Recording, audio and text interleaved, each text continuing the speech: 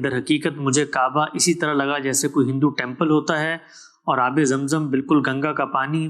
دوستوں کے کہنے پر جانے کا یہی نتیجہ نکلا۔ سلامتی ہے ان آنکھوں پہ جو ہدایت پہ نظریں جمائے بیٹھی ہیں، ان کانوں پہ جو ذکر خیر کے منتظر رہتے ہیں، اور ان قدموں پہ جو ہدایت کی راہ پہ گامزن ہیں۔ ایک سوال لکھا ہوا آیا ہے، میں پڑھ دیتا ہوں، کوئی مجھ پہ گستاخی کا فتویٰ نہ لگائے، جیسا لکھا ہوا ویسے میں پڑھ کے سنا رہا ہوں۔ انہوں نے لکھا ہے کہ میں جب پہلی دفعہ عمرے کرنے گیا، اور بریکٹ میں لکھا ہے دوستوں کے کہنے پر، تو مجھ سے سب دوستوں نے پوچھا میرا ایکسپیرینس کیسا رہا۔ میں نے ڈر کی وجہ سے کہا بہت اچھا، لیکن در حقیقت مجھے کعبہ اسی طرح لگا جیسے کوئی ہندو ٹیمپل ہوتا ہے اور آب زمزم بالکل گنگا کا پانی۔ میں اور مجھ جیسے بہت سارے مسلمان دوست اسی کشمکش میں مبتلا ہیں۔ ہم عمرہ کرنے جاتے ہیں، ہمیں کوئی فیلنگ محسوس نہیں ہوتی۔ دوستوں کے کہنے پر جانے کا یہی نتیجہ نکلا۔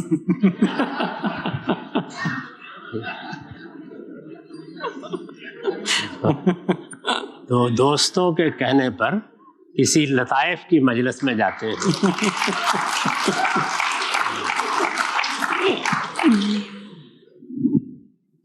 یا یہ ہے کہ گپ شپ کی محفل ہو، کوئی مشاعرہ ہو، ایسی چیزوں میں جاتے ہیں۔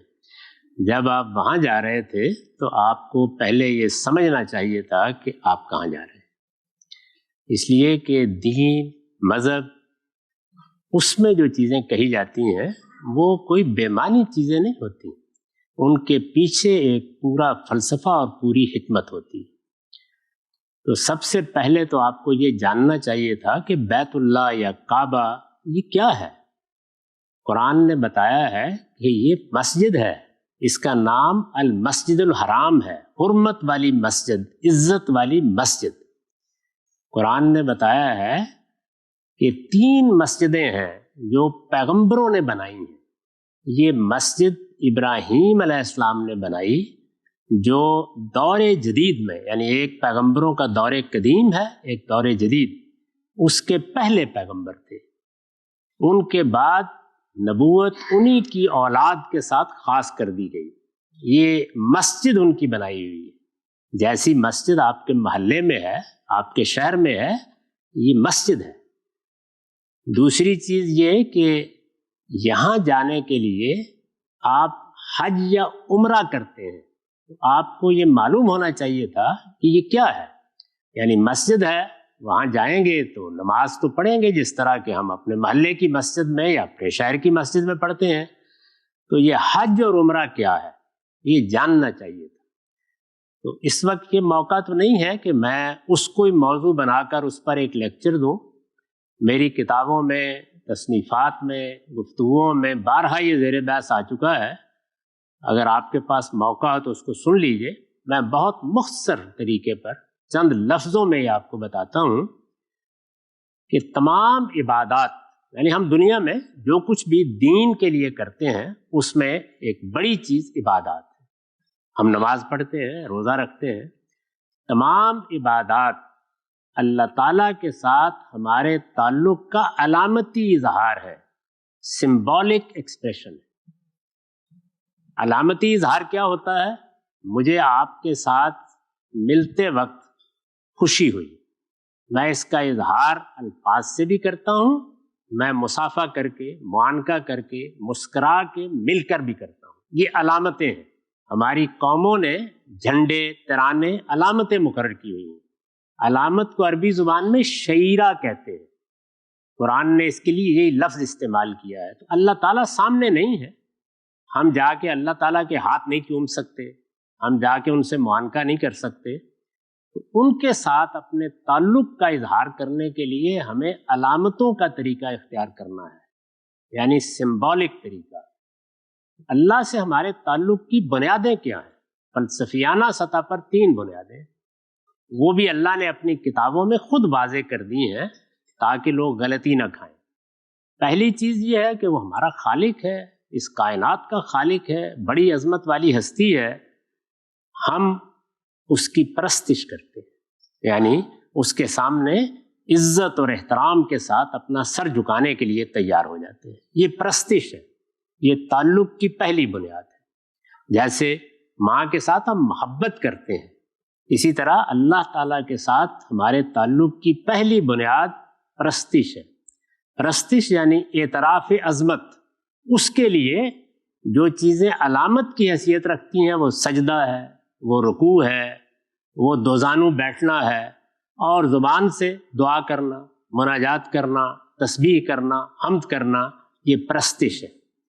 دوسری چیز کیا ہے؟ اطاعت، وہ ہمارا مالک ہے، حکم دے گا مانا جائے گا۔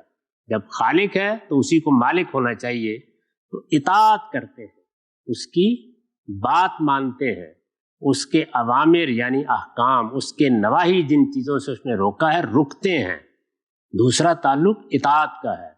روزہ اطاعت کی عبادت ہے۔ جیسے نماز میں ہم پرستش کا اظہار کرتے ہیں، سر جھکا کے کرتے ہیں، سجدہ کر کے کرتے ہیں، رکوع کر کے کرتے ہیں، اسی طرح روزے میں ہم مجسم اطاعت بن جاتے ہیں۔ جیسے جیسے ہماری کھانے پینے کی اور جنس کی جبلت زور کرتی ہے تو گویا ہمارے شعور کی سطح پر اطاعت آ جاتی ہے۔ میں نہیں آگے بڑھوں گا، ابھی وقت نہیں ہوا، ابھی اذن نہیں آیا، ابھی اجازت نہیں دی گئی۔ تو اطاعت کو ایک علامت میں ڈال دیا گیا ہے جو ہمارے پورے وجود کا احاطہ کر لیتی ہے۔ ہمارا تیسرا تعلق اللہ تعالیٰ کے ساتھ یہ ہے کہ اگر میرا پروردگار کبھی چاہے گا تو میں اپنی جان اور اپنا مال بھی اس کے حضور میں پیش کرنے کے لیے تیار ہو جاؤں گا۔ اس کو قرآن نے اس طرح بیان کیا ہے کہ ان اللہ اشتری من المؤمنین انفسهم واموالهم بان لهم الجنہ، میں نے اپنے بندوں سے جنت کے معاوضے میں ان کے جان و مال خرید لیے۔ تو اللہ تعالیٰ کے ساتھ ہمارے تعلق کی تیسری بنیاد جان اور مال کو اس کے حضور میں پیش کر دینا ہے۔ اس کو دینی اصطلاح میں نظر کہا جاتا ہے۔ تو تین تعلقات کی بنیادیں ہیں، پرستش، اطاعت اور نظر۔ اس نظر کو اب سمبولک تعبیر دینی ہے، ایک علامت کی صورت اختیار کرنا ہے کہ مجھے اپنی جان اور اپنا مال بھی اگر کسی وقت دینا پڑا تو میں اپنے رب کی نظر کر دوں گا۔ تو جان مال دینے کے مواقع تو زندگی میں کبھی کبھی آئیں گے کہ جان بھی دینی پڑ جائے، مال بھی دینا پڑ جائے، جیسے کہ جہاد کے موقع پر آ جاتے ہیں۔ اس کو ایک یاد دہانی میں ڈھالنے کے لیے، ایک سمبولک ایکسپریشن میں ڈھالنے کے لیے حج کی عبادت فرض کی گئی۔ اسی لیے آپ یہ لباس اتار دیتے ہیں، آپ بالکل ایک مجاہد کا لباس پہن لیتے ہیں، اور پھر اس کے بعد جو زبان پر آپ کی ترانہ ہوتا ہے وہ ہوتا ہے لبیک اللہم لبیک، پروردگار آپ جان و مال مانگیں گے تو میں حاضر ہوں دینے کے لیے، میں آ گیا ہوں، میں حاضر ہوں، آپ وحدہ لا شریک ہیں۔ اس کے لیے جو ہدف مقرر کیا گیا ہے وہ ابراہیم علیہ السلام کی بنائی ہوئی مسجد ہے۔ اس میں جتنی چیزیں بھی مناسک کی ہیں، اس وقت اگر میں ان کی تعبیر کروں گا تو وقت لگے گا، وہ اصل میں جان و مال کی قربانی کو شیطان کے خلاف جنگ میں سمبلائز کرتی ہیں، اس میں آپ جا کے شامل ہو جاتے ہیں۔ تو اب حج ایک خاص وقت پہ ہوتا ہے، 5 دن کی عبادت ہے، بہت مشقت کی عبادت بھی ہو جاتی ہے۔ تو عام لوگوں کے لیے اس میں سہولت پیدا کی گئی کہ اگر وہ یہ نہ کر سکیں کسی وجہ سے، یعنی ان کی طاقت نہ ہو، ہمت نہ ہو، ان کے پاس روپیہ نہ ہو، 5 دن کی مشقت نہ اٹھا سکیں تو عمرہ کر لیں، اور اگر عمرے کی بھی طاقت نہ ہو، گویا کانڈینس کر دیا گیا اسے، تو نظر کی عبادت میں اگر عمرہ بھی کرنے کی ہمت نہیں ہے، نہیں جا سکتے سفر کر کے، تو رسول اللہ صلی اللہ علیہ وسلم نے عید الاضحیٰ کی قربانی اس کے لیے جاری کر دی۔ اور اگر کوئی وہ بھی نہ کر سکے نظر کی عبادت کے لیے تو فرمایا یکم ذوالحج کو اپنے بال کاٹنا اور ناخن اتارنا بند کر دے، اور جیسے ہی عید کی نماز پڑھے تو اس احساس کے ساتھ کہ میں نے اپنے رب کی غلامی میں اپنے آپ کو دے دیا، بال ترشوا لے، اس کے لیے یہی نظر کی عبادت ہے۔ تو اس کو 4 سطحوں پر قائم کر دیا گیا ہے، یہ نظر کی عبادت ہے۔ اب اگر اللہ کی معرفت ہی نہیں ہے، اس سے تعلق کی بنیادوں کا فلسفہ ہی معلوم نہیں ہے، نہ پرستش کا جذبہ پیدا ہوا، نہ اطاعت کا، نہ نظر کا، تو معاف کیجیے گا پھر دوستوں کے کہنے پر چائے پینی پڑتی ہے وہاں جا کے، حج نہیں کیا جاتا۔